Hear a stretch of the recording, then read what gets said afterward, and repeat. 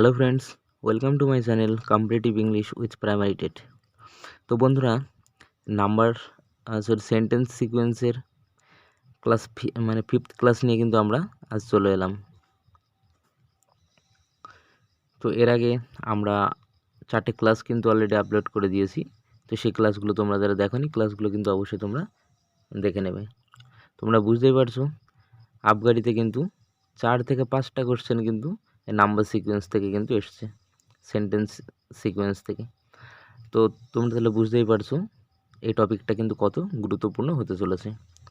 তো সামনে ডব্লিউবিপি যে মেন এক্সাম রয়েছে কনস্টেবলের, সেখানেও কিন্তু এই চ্যাপ্টার থেকে একাধিক কোশ্চেন থাকবে বলে কিন্তু আমরা আশা করতেই পারি। তো আমি কিন্তু ধারাবাহিকভাবে সেন্টেন্স সিকোয়েন্সের উপর থেকে কিন্তু আমি ক্লাস করাচ্ছি। এর আগে যে 4টে ক্লাস করিয়েছি সেখানে অনেক ডিটেলই করা আছে। তো চলো আজকে আমরা ক্লাস ফিফথ নিয়ে আলোচনা করি।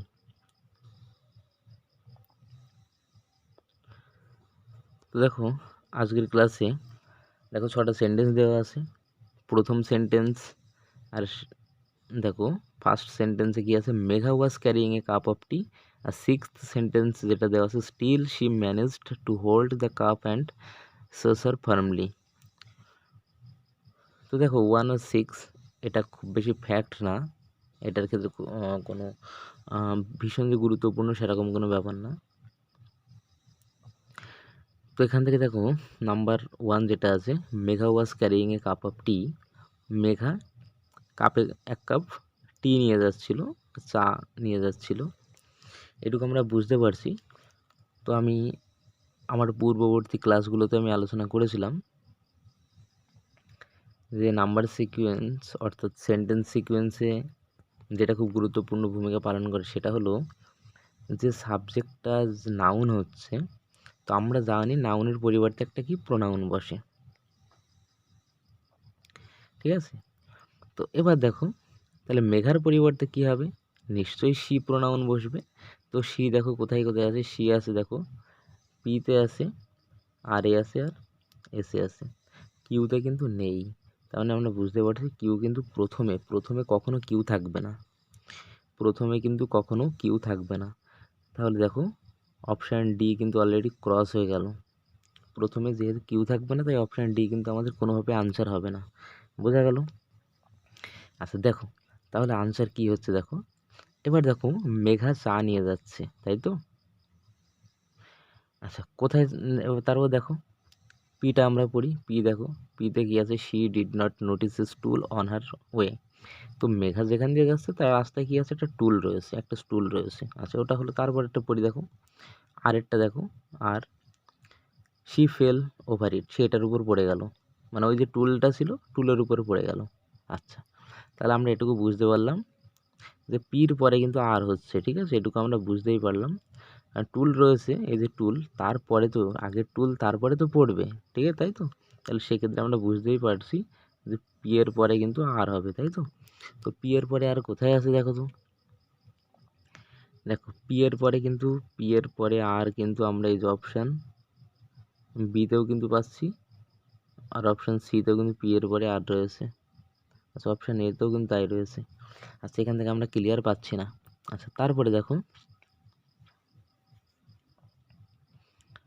আচ্ছা এস নাম্বারটা দেখো, এস নাম্বারে দেখো কী বলছে, বলছে she was coming to her father.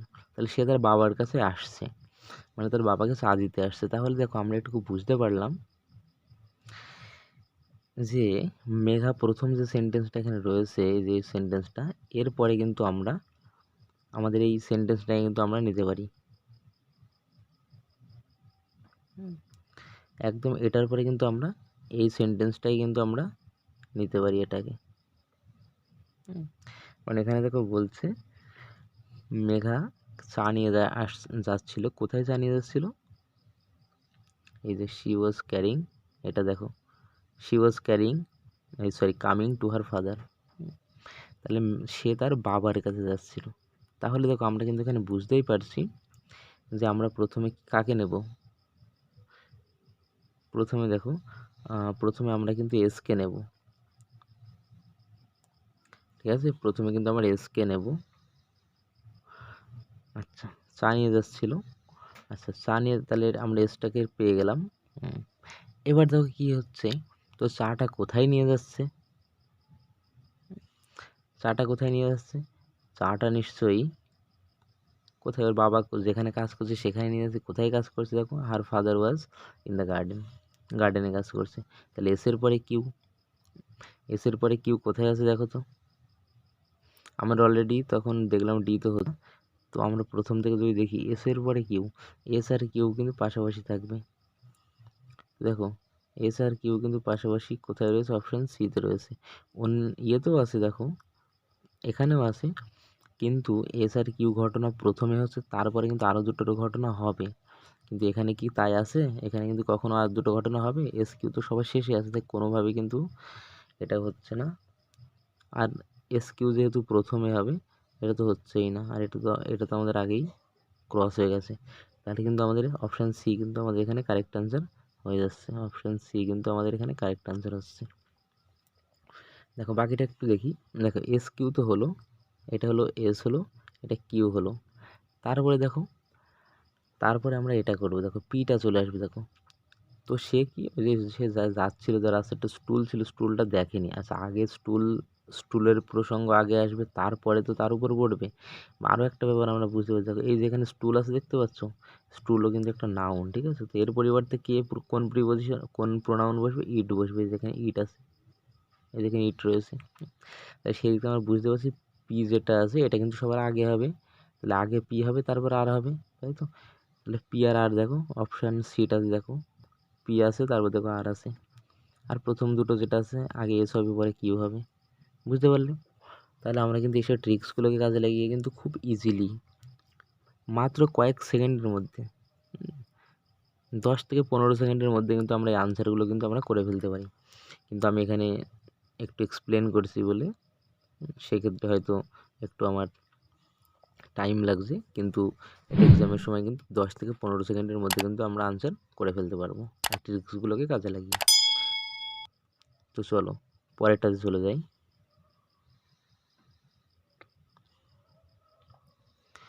আচ্ছা এটাও কিন্তু আমরা একই রকমভাবে কিন্তু করব।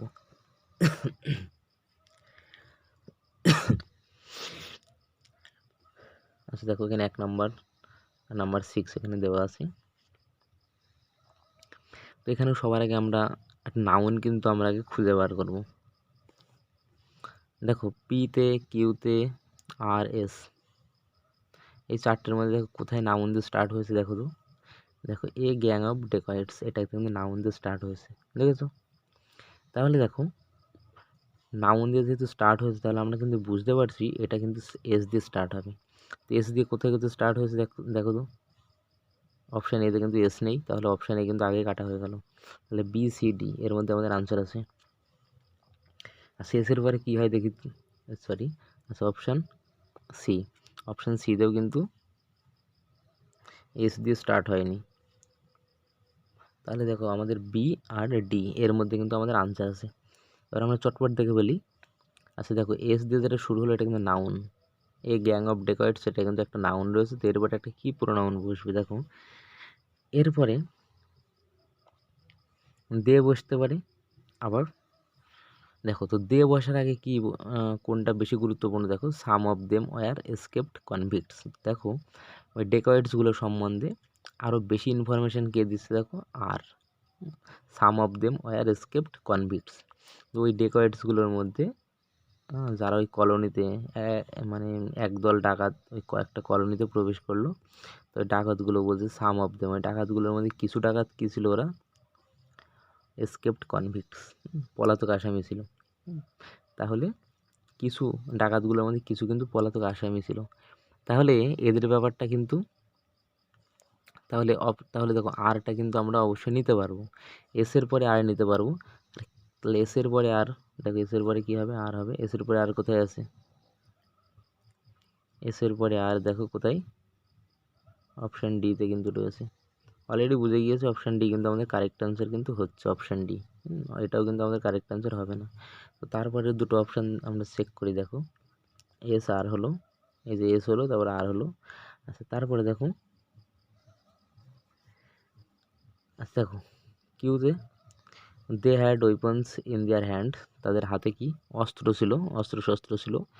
তারপরেই দেখো আর কি লুট করার যে ব্যাপারটা, এটা কিন্তু সবার শেষে আসবে, তাই তো। তাহলে they looted whatever they could procure, তাই হাতের কাছে যারা যেটা পেলো বা যেগুলো মোটামুটি একটু সংগ্রহ করতে পারলো সেগুলো কিন্তু সবই নিয়ে পালালো। তো দেখো তাহলে কি হচ্ছে, এস আর কিউ পি, ঠিক আছে। তাহলে এটা কিন্তু আমাদের এই যে অপশান ডিতে কিন্তু আমাদের এটা ম্যাচ করছে, তো অপশান ডি কিন্তু আমাদের এটা কারেক্ট অ্যান্সার হবে। তো বন্ধুরা আশা করছি আজকের ক্লাসটি তোমাদের অনেক হেল্পফুল হবে। তো এরকম ক্লাস আরও পেতে আমাদের চ্যানেলের সঙ্গে অবশ্যই যুক্ত হয়ে যাও, আর তোমাদের কী মাইন্ড রয়েছে সেটা অবশ্যই আমাদেরকে জানাও। আর পরের ক্লাসে আমরা এক্সারসাইজের যেসব কোশ্চেনগুলো এসেছিলো পিকিউআরএস থেকে ওগুলো নিয়ে আমরা আলোচনা করব। আমাদের 6th ক্লাস কিন্তু ওইগুলোর উপরে আসবে, ওগুলো কীভাবে কত সহজে সলভ করতে পারি আমরা কিন্তু সে বিষয়ে আলোচনা করব। তো আজকের ক্লাস এখানেই শেষ করছি, আবার দেখা হবে নেক্সট ক্লাসে। ততক্ষণ সবাই ভালো থাকবে, ধন্যবাদ।